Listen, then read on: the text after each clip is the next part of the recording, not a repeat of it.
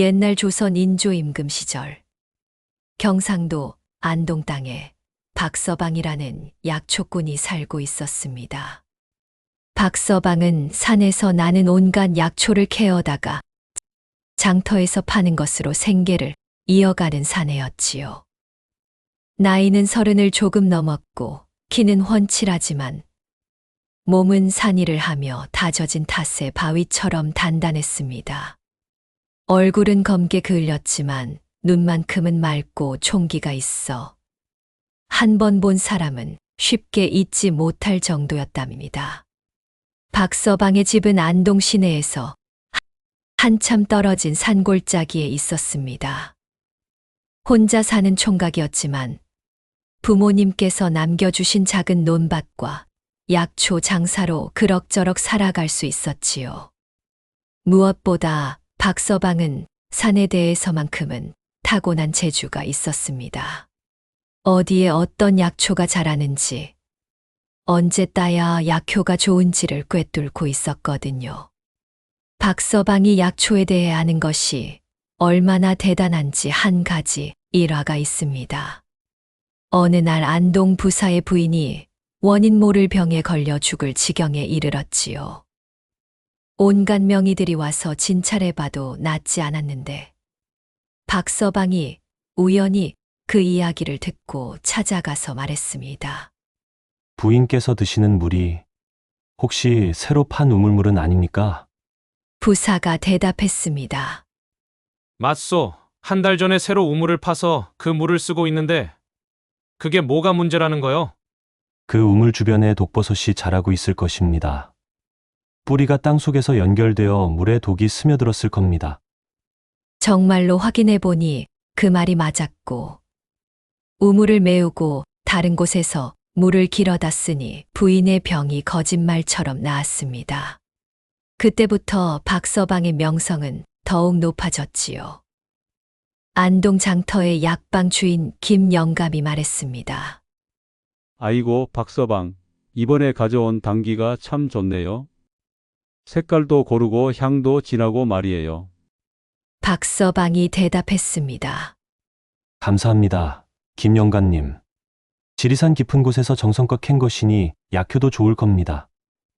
안동 장터의 약방 주인들은 모두 박서방을 믿고 약초를 사들였습니다. 한 번도 가짜나 불량품을 가져온 적이 없었거든요. 그래서 박서방의 약초는 늘 다른 사람들보다 비싸게 팔렸지만 그래도 사려는 사람이 줄을 이었답니다. 그런데 요즘 들어 박서방의 마음에는 걱정이 하나 있었습니다. 올해 가을이 유난히 일찍 와서 좋은 약초를 구하기가 어려워진 것이지요. 게다가 장터에는 다른 고장에서 온 약초꾼들이 늘어나 경쟁도 치열해졌습니다. 박서방이 한숨을 쉬며 말했습니다. 에휴, 이번 겨울은 어떻게 날지 걱정이구나. 약초값도 떨어지고 찾는 사람은 줄어들고. 그러던 어느 가을날이었습니다. 박서방이 평소처럼 산에서 내려와 장터에서 약초를 팔고 있는데 낯선 사람 하나가 다가왔습니다. 나이는 40 정도 되어 보이는 사내로 비단 두루마기를 입고 갓을 쓴 것이 제법 부유해 보였지요. 얼굴은 둥글고 살이 쪄서 복스러워 보였지만 작은 눈이 이리저리 굴러다니는 것이 영 믿음직스럽지 못했습니다. 그 사내가 말했습니다. 이보시오. 약초 장수, 혹시 천년 묵은 산삼 같은 건 없습니까? 박서방이 대답했습니다. 천년 묵은 산삼이라니요? 그런 건 구하기가 하늘의 별 따기만큼 어려운 일인데요. 그야 그렇겠지요. 하지만 내가 아는 사람 중에 그런 걸 구할 수 있는 분이 계시오. 혹시 관심이 있으시면 함께 가보시겠소? 박서방은 고개를 저었습니다. 천년 묵은 산삼이라니 그런 것이 있다면 나라에 바쳐야 할 만큼 귀한 것인데 이런 장터에서 함부로 거래할 물건이 아니었지요. 아닙니다. 그런 귀한 물건은 저 같은 사람이 다룰 게 못 됩니다. 아이고, 그렇게 겸손하게 구실 거 없어요. 내가 보기에 당신은 약초에 대해 제대로 아는 사람 같은데 말이오. 이번 기회를 놓치면 평생 후회할 텐데요. 그때 김진봉이 주머니에서 은화 몇 냥을 꺼내 보였습니다. 박서방의 눈이 번뜩였지요. 그 돈이면 석 달은 넉넉히 살 수 있는 큰 돈이었거든요. 이건 그저 미리 드리는 사례금의 일부요. 일이 성사되면 이것의 10배는 더 드리겠소. 그 사내는 김진봉이라고 자신을 소개했습니다. 서울에서 온 큰 상인이라고 하면서 며칠 후에 있을 거래에 약초를 아는 사람이 필요하다고 했지요. 박서방이 함께 가서 산삼의 진위를 확인해주면 후한 사례를 주겠다고 약속했습니다. 하루만 시간을 내어 주시오. 그러면 당신이 1년 동안 벌 돈을 하루에 벌 수 있을 것이오. 박서방이 조심스럽게 물었습니다. 정말 하루면 되는 겁니까? 물론이지요. 내일 아침 일찍 출발해서 저녁이면 돌아올 수 있어요. 어떻습니까? 김진봉의 말에 박서방은 마음이 흔들렸습니다. 요즘 약초 값이 떨어져서 생활이 넉넉하지 못했거든요. 게다가 곧 겨울이 오면 산에 올라가기도 어려워질 터였습니다. 하지만 한편으로는 뭔가 석연치 않은 기분이 들었지요. 그런데 왜 하필 저를 찾으신 겁니까? 안동에는 저보다 나이 많고 경험 많은 약초꾼들이 얼마든지 있는데요. 아, 그게 말이지요. 사실 김 영감님께서 당신을 추천하셨어요. 약초를 보는 눈이 남다르다고 하시더군요. 특히 산삼 같은 귀한 약재는 당신만한 전문가가 없다고 했습니다. 김 영감이 자신을 추천했다는 말에 박서방은 조금 안심이 되었습니다. 하지만 여전히 의심스러운 구석이 있었지요. 혹시 위험한 일은 아니겠지요? 위험하긴요. 그저 산삼 하나 보고 진짜인지 가짜인지만 확인해 주시면 되는 일인데 뭐가 위험하겠습니까? 하하. 김진봉의 웃음소리가 조금 어색했지만 박서방은 결국 그의 제안을 받아들였습니다. 다음 날 아침 김진봉이 말 2마리를 끌고 와서 함께 길을 떠났지요. 목적지는 안동에서 반나절 거리에 있는 작은 마을이라고 했습니다. 길을 가면서 김진봉은 박서방에게 이런저런 이야기를 들려주었습니다. 서울의 큰 상인들 이야기, 귀한 약재들의 가격 이야기, 그리고 이번에 거래할 산삼이 얼마나 대단한 것인지에 대한 이야기였지요. 이번에 거래할 산삼은 정말 천년은 좋기 묵은 것이라오. 뿌리가 사람 모양을 하고 있고 향기만 맡아도 기운이 솟아날 정도지요. 하지만 워낙 비싼 물건이라 가짜를 파는 사람들이 많아서 말이오. 그래서 당신 같은 전문가가 필요한 거요. 박서방은 점점 기대가 되었습니다. 평생 약초를 다뤄왔지만 천년 묵은 산삼은 구경해 본 적이 없었거든요. 그런 귀한 것을 볼 수 있다니 돈을 떠나서라도 가볼 만한 일이었습니다. 그런데 길을 가다 보니 이상한 점들이 하나둘 눈에 띄기 시작했습니다. 김진봉이 말하는 서울 이야기들이 뭔가 앞뒤가 맞지 않았고 가끔 말을 더듬거나 얼굴 표정이 부자연스러워 보였지요. 박서방이 물었습니다. 그런데 김 선생님, 서울에서는 산삼을 주로 어디서 구하시나요? 김진봉이 당황하며 말했습니다. 어디서요? 그게 주로 강원도에서. 아니, 경상도에서. 여러 곳에서 구하지요. 하하. 아, 그렇군요. 그런데 조금 전에는 평안도에서 가장 좋은 산삼이 난다고 하시지 않았나요? 아, 그게 제가 말 실수를. 요즘 여러 곳을 다니다 보니 헷갈렸네요. 박서방은 마음 한편에 의심이 생겼지만 이미 길을 떠난 마당에 지금 와서 돌아갈 수도 없었습니다. 게다가 받은 사례금도 있었고요. 중간에 점심을 먹으려고 주막에 들렀을 때였습니다. 김진봉이 잠시 자리를 비운 사이 주막 주인이 박서방에게 다가와 작은 목소리로 말했지요. 손님, 조심하시오.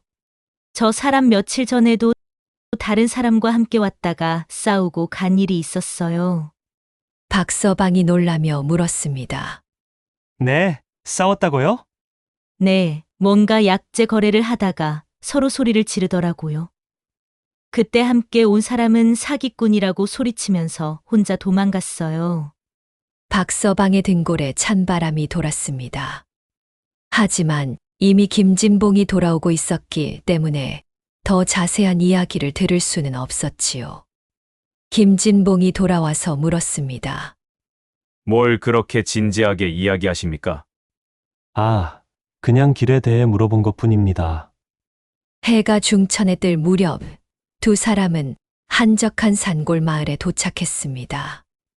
마을은 생각보다 작았고 집들도 몇 채 되지 않았지요. 더욱 이상한 것은 마을의 사람들이 거의 보이지 않는다는 것이었습니다. 박서방이 의아해하며 말했습니다. 이상하네요. 사람들이 어디 갔을까요? 아, 오늘이 장날이라 모두 큰 마을로 갔을 거예요. 괜찮습니다. 김진봉이 안내한 곳은 마을 어귀에 있는 큰 기와집이었습니다. 하지만 집 주변에는 풀이 무성하게 자라 있었고 대문도 오래된 것 같았지요. 여기가 바로 그 집이요. 주인은 최판서라는 분인데 대대로 약재 장사를 해온 집안이라오. 집 안으로 들어가니 마당이 넓고 사랑채도 제법 컸습니다. 하지만 이상하게도 사람 기척은 별로 느껴지지 않았지요. 그때 박서방은 뒤뜰 쪽에서 이상한 소리를 들었습니다. 마치 누군가 낮은 목소리로 대화하는 것 같았어요. 김진봉이 사랑채 문을 두드리자 안에서 굵은 목소리가 들려왔습니다. 누구요? 저, 김진봉입니다. 약속대로 왔습니다. 문이 열리고 나이 60 정도 되어 보이는 노인이 나왔습니다. 수염이 희고 얼굴에 주름이 깊었지만 눈빛만은 날카로웠지요. 최판서라고 소개된 그 노인은 박서방을 훑어보니 고개를 끄덕였습니다. 이분이 약초를 보러 온 분이시군요. 어서 들어오시오. 그런데 박서방이 사랑채로 들어가면서 뒤를 돌아보니 뒤뜰에 큰 산에 둘이 숨어서 이쪽을 지켜보고 있는 것이 보였습니다. 얼굴들이 험상궂어 보였지요. 박서방이 걱정스럽게 물었습니다. 저기 뒤에 있는 분들은 아, 그들은 집을 지키는 사람들이오. 워낙 귀한 물건들이 많다 보니 조심해야 해서 말이지요. 사랑채 안은 온갖 약재 냄새가 진동했습니다. 벽면에는 약재들이 가득 걸려 있었고 한쪽에는 커다란 나무 상자들이 놓여 있었지요.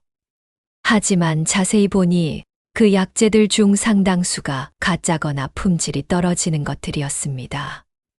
최판서는 그 중 하나의 상자를 가리키며 말했습니다. 바로 저 상자 안에 있소이다. 우리 집안 대대로 간직해온 보물이지요.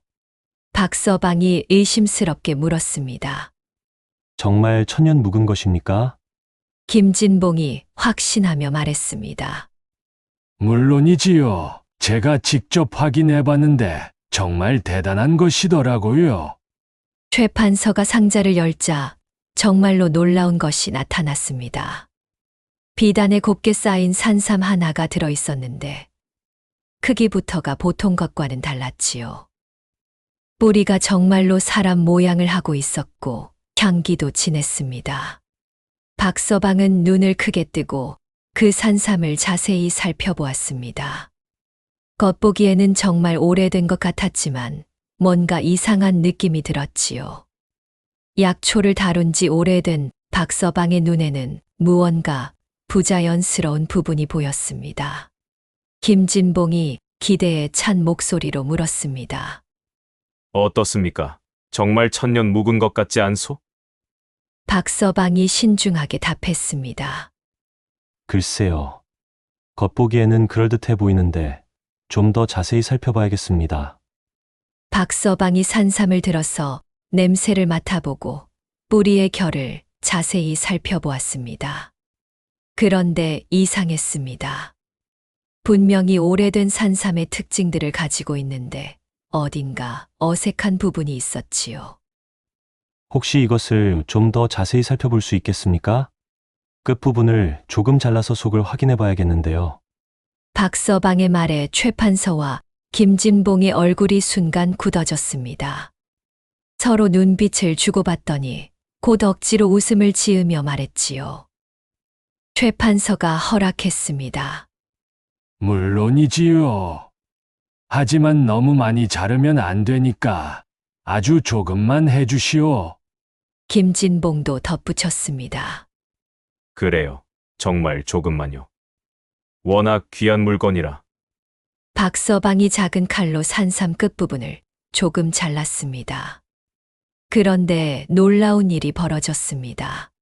잘린 부분에서 전혀 다른 색깔이 나타났지요. 겉은 오래된 산삼처럼 보이지만 속은 전혀 다른 뿔이었습니다. 박서방이 당황하며 말했습니다. 이상하네요. 이건 산삼이 아니라 도라지 뿌리 같은데요. 그것도 겉에만 뭔가 칠을 한 것 같고. 박서방의 말에 두 사람의 얼굴이 완전히 변했습니다. 최 판서가 버럭 소리를 질렀지요. 뭐라고? 감히 우리 집안의 보물을 가짜라고 하는 거요? 박서방이 당당하게 말했습니다. 가짜가 아니라면 왜 속과 겉이 다른 겁니까? 이건 분명히 다른 뿌리를 산삼처럼 꾸민 것입니다. 보세요. 이 갈색 칠이 벗겨지고 있지 않습니까? 박서방이 당당하게 말하자 김진봉이 나서서 윽박질렀습니다. 이 시골뜨기가 감히 서울에서 온 상인과 최 판서님을 사기꾼 취급하다니. 내가 뭘 안다고 함부로 짓거리는 거냐? 그때 갑자기 사랑채 문이 열리고 건장한 사내 두 명이 들어왔습니다. 아까 뒤뜰에서 보았던 바로 그 사람들이었지요. 얼굴들이 험상궂게 생긴 것이 보통 사람들이 아니었습니다. 김진봉이 그들에게 말했습니다. 형님들, 이놈이 우리 일을 방해하고 있습니다. 큰 사내가 위협적으로 말했습니다. 뭐? 이 새끼가 우리 계획을 망치고 있다고? 박서방은 그제야 자신이 함정에 빠진 것을 깨달았지요. 심장이 쿵쾅거리기 시작했습니다. 박서방이 떨리는 목소리로 말했습니다. 당신들이 지금 뭘 하는 겁니까? 저는 그저 산삼을 감정해달라고 해서 온 것뿐인데요. 최 판서가 비웃으며 말했습니다. 허허, 이제 와서 순진한 척하기냐? 사실은 이렇다. 우리는 이 가짜 산삼을 진짜라고 속여서 큰 돈을 받고 팔려고 했는데 내가 가짜라고 밝혀버렸구나. 이제 어떻게 할 거냐? 김진봉이 화를 내며 설명했습니다. 원래 계획은 내가 진짜다라고 확인해주면 그 보증서를 가지고 서울의 큰 부자에게 팔려고 했던 거야. 그런데 내가 가짜라고 하니 우리 계획이 다 틀어졌잖아. 박서방은 등줄기에 식은땀이 흘렀습니다. 이들이 진짜 사기꾼들이었고 자신은 그들의 사기 행각에 이용당할 뻔했던 것이지요. 박서방이 애원했습니다. 제발 저를 보내주세요. 저는 아무 말도 하지 않겠습니다. 최 판서가 냉정하게 말했습니다. 안 됐나? 내가 나가서 이 일을 발설하면 우리가 어떻게 되겠느냐? 차라리 내 놈을 여기서 없애버리는 게 낫겠다. 건장한 사내 중 하나가 허리에서 칼을 빼며 으르렁거렸습니다. 박서방은 절체절명의 위기에 처했지요. 작은 사내가 물었습니다. 형님, 이놈을 어떻게 처리할까요? 그냥 산에 묻어버릴까요? 큰 사내가 대답했습니다. 그러면 나중에 시체라도 발견되면 귀찮아져. 차라리 계곡에 빠뜨려서 김진봉이 조용히 하라고 했습니다. 조용히 해. 이 근처에 다른 집들도 있으니까 소리가 들릴지도 몰라. 박서방은 온몸이 떨렸습니다. 이들이 정말로 자신을 죽일 작정인 것 같았거든요. 하지만 박서방은 포기하지 않았습니다. 산에서 오래 생활하며 기른 지혜가 있었거든요. 갑자기 박서방이 무릎을 꿇고 애원하기 시작했습니다. 제발 목숨만은 살려주십시오. 제가 오히려 여러분을 도와드릴 수 있습니다. 김진봉이 놀라며 물었습니다. 뭐라고? 내가 우리를 도와준다고? 네, 저는 진짜 천년 묵은 산삼이 어디 있는지 알고 있습니다. 여러분이 지금 가진 가짜 말고 진짜 천년 산삼 말이에요. 사기꾼들의 눈이 번뜩 빛났습니다. 진짜 천년 산삼이라니 그것만 있으면 엄청난 돈을 벌 수 있을 터였지요. 최 판서가 의심스럽게 물었습니다. 정말이냐? 거짓말하는 게 아니지. 박서방이 필사적으로 말했습니다. 정말입니다. 제가 어릴 때부터 산을 다니면서 발견한 곳인데 아직 아무에게도 말하지 않았습니다. 거기 가면 정말 천년은 좋게 묵은 산삼이 있어요. 큰 사내가 위협했습니다. 만약 거짓말이면 어떻게 할 생각이냐? 박서방이 결심한 듯 말했습니다. 거짓말이면 제가 죽어도 상관없습니다. 하지만 정말로 있어요. 제가 목숨을 걸고 말씀드리는 거예요. 박서방은 필사적으로 거짓말을 지어냈습니다. 물론 그런 산삼은 없었지만 일단 이곳을 벗어나야 했거든요. 김진봉이 의심스럽게 물었습니다. 어디에 있다는 거냐? 여기서 하루 정도 걸어가야 하는 깊은 산속입니다. 길도 험하고 찾기도 어려워서 저 아니면 갈 수 없어요. 최 판서가 생각에 잠기며 말했습니다. 아, 정말 그런 곳이 있다면 작은 사내가 의심을 표했습니다. 형님, 혹시 이놈이 우리를 속이는 건 아닐까요? 큰 사내도 동의했습니다. 그럴 수도 있지. 이놈이 목숨이 아까워서 거짓말을 하는 걸지도 몰라. 박서방이 급히 말했습니다.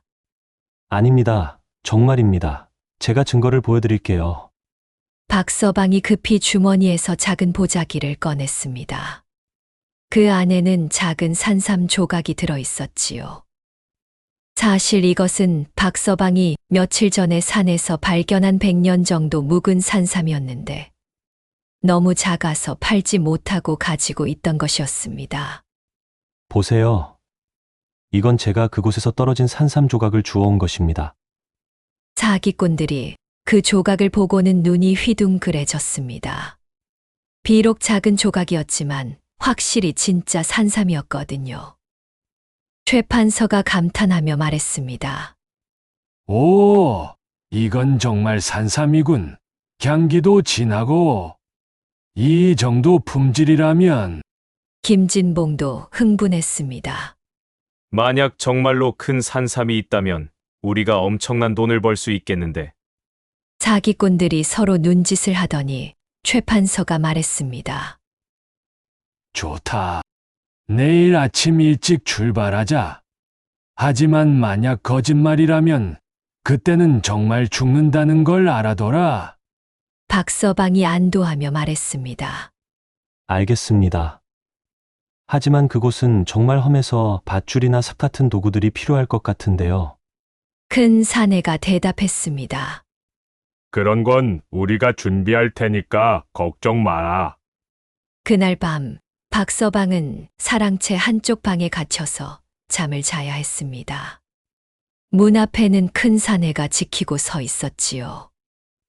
하지만 잠이 올 리가 없었습니다. 어떻게 하면 이 위기를 벗어날 수 있을까 밤새 고민했습니다. 박서방이 속으로 생각했습니다. 내일 그들을 어디로 데려가지? 정말 험한 곳으로 가야겠는데. 아, 계곡 있는 곳으로 가면 될 것 같다. 그런데 어떻게 도망칠까? 한편 사기꾼들은 옆방에서 내일 계획을 짜고 있었습니다. 김진봉이 의심스럽게 물었습니다. 형님, 정말로 산삼이 있을까요? 최 판서가 음흉하게 웃으며 말했습니다. 있든 없든 일단 그 놈을 이용해서 다른 방법을 생각해 보자. 혹시 정말 있다면 대박이고 없다면 큰 사내가 끝을 맺었습니다. 없다면 그냥 계곡에 빠뜨려 버리면 돼. 작은 사내가 걱정했습니다. 그런데 그 놈이 도망가려고 하면 어떻게 하죠? 최 판서가 자신만만하게 말했습니다. 그래서 우리가 모두 함께 가는 거야. 4명이서 한 놈을 지키는데 무슨 걱정이야? 다음 날 아침 일찍 사기꾼들과 함께 산으로 향했습니다. 김진봉과 최 판서, 그리고 건장한 사내 둘까지 총 4명이었지요. 박서방은 앞장서서 길을 안내했습니다. 박서방이 말했습니다. 이쪽으로 가야 합니다. 길이 험하니까 조심하세요. 산길은 정말로 험했습니다. 바위투성이의 길도 제대로 나지 않아서 사기꾼들이 중간중간 불평을 했지요. 김진봉이 짜증스럽게 말했습니다. 이 길이 맞는 거냐? 너무 험한데. 박서방이 침착하게 대답했습니다. 천년 묵은 산삼이 아무나 찾을 수 있는 곳에 있겠습니까? 조금만 더 가면 됩니다. 작은 사내가 투덜거렸습니다. 에이고, 다리야, 이렇게 험한 길을 가야 하나? 큰 사내가 다그쳤습니다. 그만 투덜거려. 돈 생각해봐. 천년 산삼 하나만 있으면 우리 평생 걱정 없이 살 수 있어. 박서방은 일부러 더 험한 길로 안내했습니다. 그리고 마음속으로는 계속 어떻게 하면 이들을 따돌릴 수 있을까 생각하고 있었지요.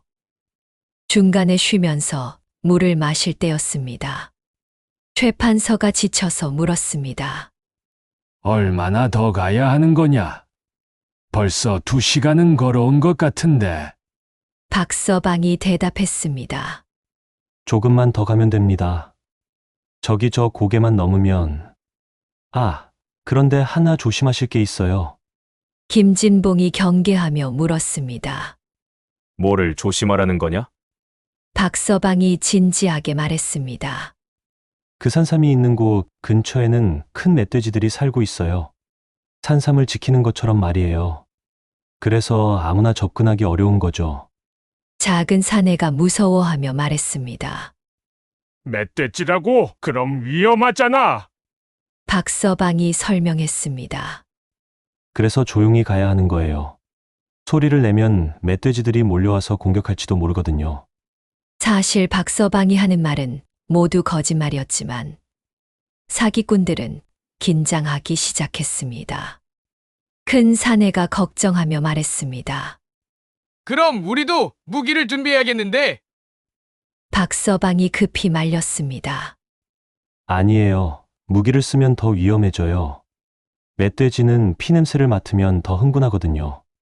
그냥 조용히 접근해서 재빨리 산삼만 캐고 도망쳐야 해요. 점심때가 되어서야 박서방이 발걸음을 멈췄습니다. 앞에는 깊은 계곡이 가로막고 있었고 나무로 만든 다리 하나가 계곡을 가로질러 놓여 있었지요. 다리는 오래되어서 삐걱거렸고 한 번에 한 사람씩만 건널 수 있을 정도로 좁았습니다. 박서방이 건너편을 가리키며 말했습니다. 저기 계곡 건너편에 있습니다. 저 바위 뒤쪽에 천년 산삼이 자라고 있어요. 사기꾼들이 눈을 가늘게 뜨고 살펴보았지만 워낙 멀어서 뭐가 있는지 잘 보이지 않았지요. 최 판서가 의심스럽게 물었습니다. 정말이냐, 저기에? 박서방이 확신하며 대답했습니다. 네, 분명합니다. 하지만 다리가 위험해 보이니까 한 사람씩 조심스럽게 건너야겠어요. 김진봉이 물었습니다. 그럼 누가 먼저 갈 거냐? 최 판서가 먼저 나섰습니다. 내가 먼저 건너가 볼 테니 너는 뒤에서 오너라. 하지만 박서방이 고개를 저었습니다. 아닙니다. 제가 먼저 가서 정확한 위치를 찾아야 해요. 그래야 여러분이 헛걸음하지 않으시죠. 사실 박서방에게는 다른 계획이 있었습니다. 이 계곡 건너편에는 예전에 와본 적이 있었는데 그곳에는 산속 깊숙이 들어가는 여러 갈래의 길이 있었지요. 만약 먼저 건너가서 그 길들 중 하나로 도망간다면 이 험한 산에서 자신을 따라잡기는 어려울 것이었습니다. 최판서가 경고했습니다. 좋다. 하지만 우리도 바로 따라갈 테니까 어디 도망갈 생각은 하지 마라. 큰 사내가 위협했습니다. 이 자식아, 너 혹시 도망갈 생각 아니지? 만약 도망간다면 내 집에 가서 불을 질러버릴 거야! 박서방이 안심시키며 말했습니다. 그럴 리가요. 저도 돈을 벌고 싶어서 하는 일인데요. 박서방이 조심스럽게 다리를 건너기 시작했습니다. 다리는 생각보다 더 낡아서 발을 디딜 때마다 삐걱거렸지요. 사기꾼들은 긴장한 얼굴로 지켜보고 있었습니다. 중간쯤 왔을 때 박서방이 갑자기 큰 소리로 외쳤습니다. 아, 다리가 끊어집니다. 그러면서 일부러 다리 한쪽 줄을 칼로 잘랐습니다. 다리가 한쪽으로 기울면서 박서방은 건너편으로 뛰어내렸지요. 다리는 그대로 계곡으로 떨어져 버렸습니다. 사기꾼들이 소리를 지르며 발을 동동 굴렸습니다. 이놈아, 내가 지금 뭘 한 거냐? 김진봉이 화를 내며 소리쳤습니다. 너 이 자식, 계획적으로 우리를 속인 거지? 최판서가 분노하며 외쳤습니다. 내가 가만두지 않겠다. 기어코 찾아내서 죽여버리겠어. 박서방은 건너편에서 크게 소리쳤지요. 여러분, 미안합니다. 하지만 저는 사기꾼들과 함께 다닐 수 없어요. 큰 사내가 악을 쓰며 외쳤습니다. 이 자식아, 우리가 널 가만두지 않을 거다! 기어코 찾아내서 죽여버리겠어! 작은 사내가 당황하며 물었습니다. 형님, 어떻게 하죠? 이제 건너갈 방법이 없는데. 최판서가 이를 갈며 말했습니다. 다른 길을 찾아보자. 분명히 다른 곳에서 건널 수 있는 곳이 있을 거야. 하지만 박서방은 이미 숲속으로 사라진 뒤였습니다. 산길을 잘 아는 박서방은 빠른 걸음으로 안전한 곳으로 향했지요. 사기꾼들은 하루 종일 계곡 주변을 돌아다니며 다른 길을 찾았지만 결국 포기하고 마을로 돌아갈 수밖에 없었습니다. 계곡 주변은 모두 깎아지른 절벽이어서 다른 곳에서 건널 수가 없었거든요. 김진봉이 분해하며 말했습니다. 에이, 그 자식, 완전히 우리를 농락한 거야. 최판서가 고민하며 물었습니다. 그 놈을 잡으려고 며칠 더 머물까? 큰 사내가 조언했습니다. 형님, 그보다는 빨리 다른 곳으로 가는 게 좋을 것 같아요. 혹시 그 놈이 관아에 신고하면 큰일이에요. 작은 사내도 동의했습니다. 맞아요. 우리 정체가 들통났으니까 빨리 다른 고을로 가야 해요. 결국 사기꾼들은 그날 밤 짐을 싸서 도망가기로 했습니다. 한편 박서방은 산속 깊은 곳에 있는 작은 절에서 하룻밤을 보냈습니다. 그곳에는 늙은 스님이 혼자 살고 있었는데 박서방의 사정을 듣고 하룻밤 재워주었지요. 스님이 안타까워하며 말했습니다. 아이고, 그런 일이 있었구나. 정말 위험할 뻔했네. 부처님이 보살펴 주신 거야. 박서방이 감사하며 말했습니다. 감사합니다, 스님. 덕분에 목숨을 구했습니다. 스님이 조언했습니다. 내일 아침에 안동으로 가는 길을 알려줄 테니 빨리 가서 관아에 신고하거라. 그런 나쁜 놈들을 그냥 둘 수는 없지. 다음 날 아침 박서방은 스님이 알려준 길로 안동에 도착했습니다. 그리고 곧바로 관아에 가서 사기꾼들의 일을 신고했지요. 박서방이 급히 말했습니다. 사또님, 큰일입니다. 가짜 산삼으로 사람들을 속이는 사기꾼들이 있습니다. 사또가 놀라며 물었습니다. 뭐라고? 자세히 말해보거라. 박서방이 어제 있었던 일을 자세히 설명하자 사또는 크게 놀라며 즉시 포졸들을 보냈습니다. 사또가 명령했습니다.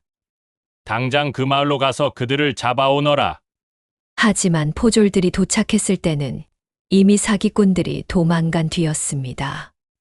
집에는 가짜 약재들과 산삼을 꾸미는데 쓰인 도구들만 남아 있었지요. 포졸이 보고했습니다. 사또님, 그들은 이미 도망갔습니다. 하지만 증거품들을 많이 찾았습니다. 사또가 지시했습니다. 그렇다면 다른 고을에도 연락해서 그들을 찾도록 해라. 그리고 박서방. 박서방이 대답했습니다. 네, 사또님. 사또가 감사를 표했습니다. 박서방, 자네 덕분에 큰 사기를 막을 수 있었네. 만약 그 가짜 산삼을 진짜라고 속여서 팔았다면 많은 사람들이 피해를 당했을 텐데 말이야. 박서방이 겸손하게 말했습니다. 그저 제가 운이 좋았을 뿐입니다, 사또님. 그 일이 있은 후 박서방의 명성은 더욱 높아졌습니다. 험한 일을 당해도 지혜롭게 헤쳐나간 이야기가 퍼지면서 멀리서도 박서방을 찾아오는 사람들이 많아졌지요. 몇 달 후 사또에게서 소식이 왔습니다. 그 사기꾼들이 전라도에서 잡혔다는 것이었습니다. 사또가 기쁜 소식을 전했습니다. 박서방, 좋은 소식이야. 그 사기꾼들을 드디어 잡았다네. 박서방이 놀라며 물었습니다. 정말입니까? 어떻게 잡힌 건가요? 사또가 설명했습니다. 전라도에서도 똑같은 수법으로 사기를 치려다가 들켰다네. 그곳 약초꾼이 가짜임을 알아차리고 신고했거든. 자네가 그때 신고해준 덕분에 다른 고을에서도 미리 주의하고 있었던 거야. 박서방이 안도하며 말했습니다.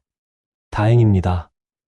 그런 나쁜 사람들이 더 이상 피해를 주지 못하게 되어서요. 사또가 포상을 주며 말했습니다. 그리고 자네에게 포상금도 나왔네. 사기꾼을 잡는데 큰 공을 세웠다고 해서 말이야. 사또가 내민 포상금은 꽤 큰 돈이었습니다. 박서방이 한 해 동안 벌 수 있는 돈의 절반 정도 되는 액수였지요. 박서방이 감사하며 말했습니다. 이런 큰 돈을 주시다니 감사합니다, 사또님. 사또가 당부했습니다. 마땅히 받을 돈이네.